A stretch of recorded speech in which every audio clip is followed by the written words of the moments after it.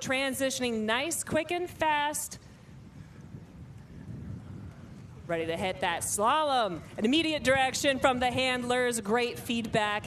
Exactly what these athletes need to be able to fix their point, adjust their course, and try to see what kind of time they can lay down in the time trial. And we have Logan doing his sprint, way to make up some of that space to the finish line.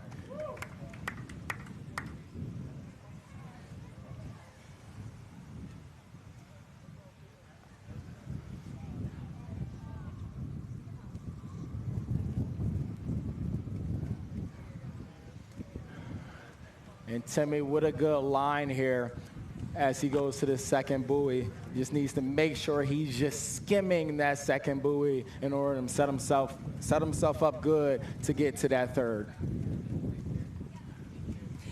So we were talking about the tide, and let's talk about the wind a little bit. So if we're looking straight out at the beach, the breeze is coming in from the water, but also a lot more from this left-hand side, pushing the athletes outwards away from the buoy line, at least the buoy line that they initially have to thread. Then as they cross and they make that 90-degree turn and they come back towards the beach, the wind is going to push them a little bit towards the center.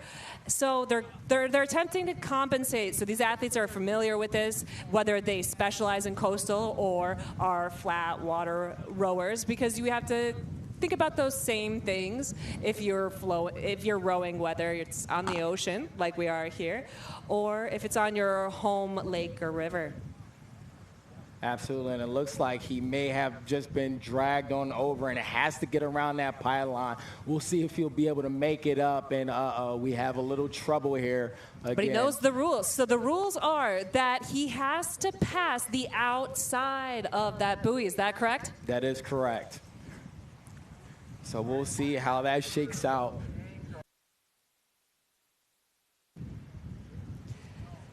And we're hearing the referee call 1 minute out for Great Miami crew Leyland Angel.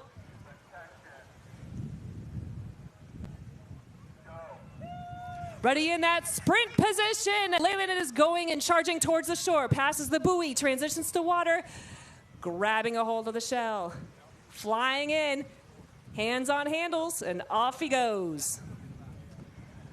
There he goes, and see if he'll be able to correct as, again, Mother Nature pushes him one way. Let's see if he'll be able to get onto the right side of the buoy.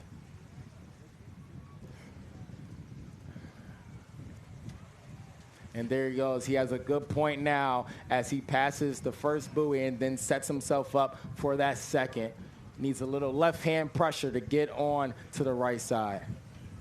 I kind of love this. This is like my coaches when they were following when I was first rowing, being like, go left, go right, go port, go starboard. And now they're constantly having to make those adjustments because the wind and the waves are really throwing things just stroke to stroke and wave to wave.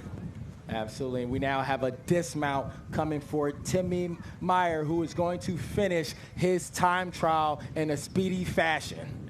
What a fantastic run for Elizabeth City.